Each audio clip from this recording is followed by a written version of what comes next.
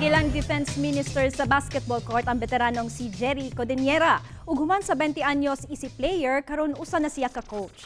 Pero nasayod ba mo nga dili basketball ang first love ni Jerry? Saro nato kung unsa sa interview kaniya ni sports correspondent Martin Javier sa Sports Synergy.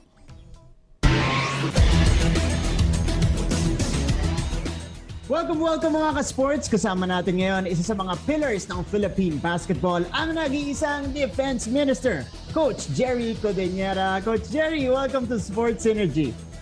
Hi Marks! Kumusta? Lalo na sa mga viewers mo dyan, kumusta po kayo? Sana nasa mabuting kalagayan. Coach, thank you so much for joining us here on the show, pero mabilisan tayo dito sa Sports Synergy. Meron kami mga words na ibibigay sa'yo, tapos sabihin mo sa amin kung bakit significant yung mga words na yun sa buhay mo. Okay ba yun? Shoot! Okay. Coach, unahin na natin. Baseball. Bakit yun significant? That's my first love.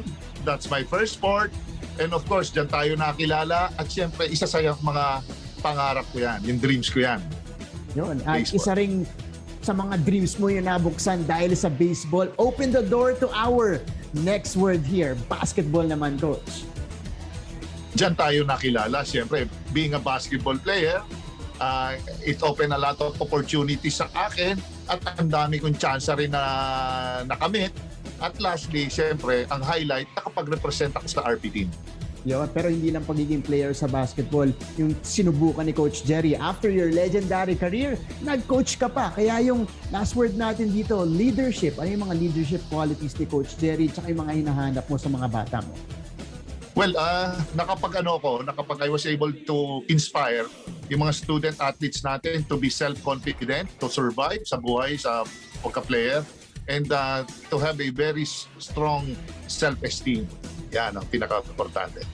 And you are an inspiration to many players here in the Philippines. Coach Jerry, that is the final buzzer.